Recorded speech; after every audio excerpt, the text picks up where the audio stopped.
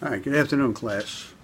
We're going into Module 2 readings and assignments for the coming week. And first and foremost, I want to ask your apologies if you hear any background noise in this announcement. The building I'm located in is having scaffolding put up, and you might hear some construction work going on, which is something that I would comment on in your oral boards of background noise, but so I guess you can take a few points off this announcement.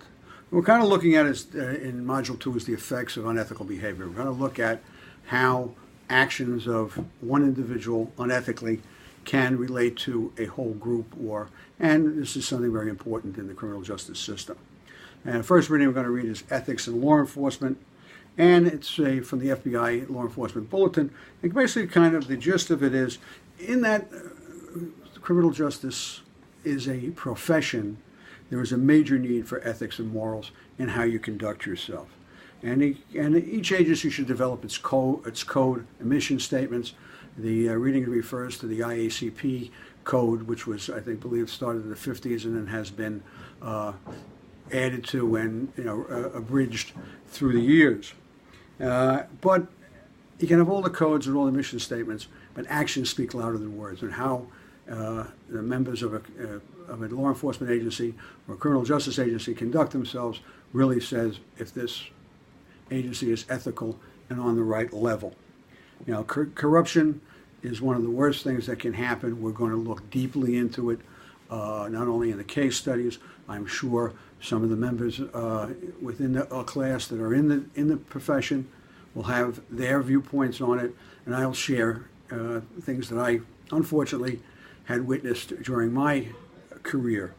But nothing disrupts the workings between the police and the community than corruption. It really affects the trust that the community has in that agency.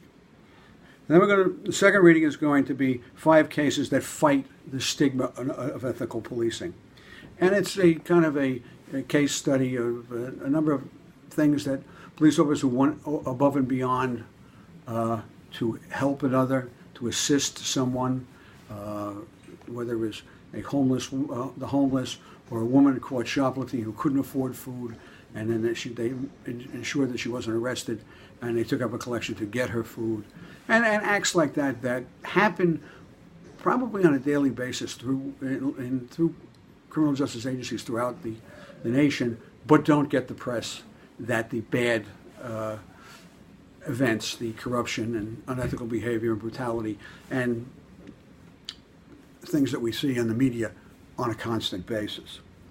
And then you're going to listen to a podcast and a reading about why good people do bad things. It's a story of a gentleman by the name of Toby Groves, who is gets charged with a white-collar crime. He's a mortgage banker, and he kind of goes wrong, even though he kind of felt that he was wanted to be ethical, and for reasonings that he gives within this podcast of why he did what he did in an unethical fashion. And then it's for us in the discussion board to determine whether he took a wrong turn or he was intentional. And it's a very interesting podcast, and the answers we get and people's perception of this case in my past classes have always been very interesting, of what side people kind of view this situation, this case study on. With that said, I have to commend the majority of the class. I've been reading and responding to most of your discussion boards, and you're making great observations. You really have a great understanding of the difference between laws and morals and ethics. And a lot of good things have come out of these that have even opened up my eyes and my perspective. As I like to say, I learn from you as as you learn from me, and we all learn together. All right, the first milestone is due next week, and we'll kind of go through that. Once again, I have to stress, is to go to the guidelines and rubrics of the course study to get the information, the case studies, the learning resources that you need for all the milestones in the final project. This has happened that people early in the course have a tendency to not see what they're looking at and then send me a milestone based on some of the other readings. So basically, milestone 1 is analyzing unethical behavior. And what you're going to do is describe the different unethical behaviors present in the case study. You're going to assess the significance of the unethical behaviors of the criminal justice professionals in the case study, connect them to their ethical responsibilities of each individual.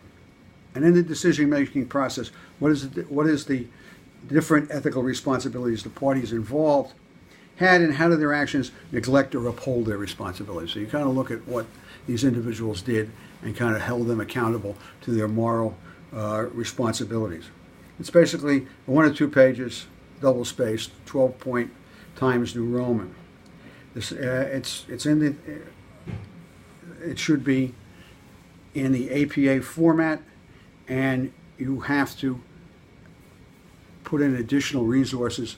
You have to do a little research to add to what your perception is in answering these questions with additional research. A kind of a recommendation, additional resources can be anything from looking into the library, looking into current news stories, or some of the readings that we have been assigned that are not related to the final project, but information in that, in essence, does relate to this final project. So, as I said, I'm looking forward to hearing your oral boards, hopefully with no construction behind you, like I have, and going through the discussions again. I really enjoyed this week's discussions, and you're really doing a great job. And I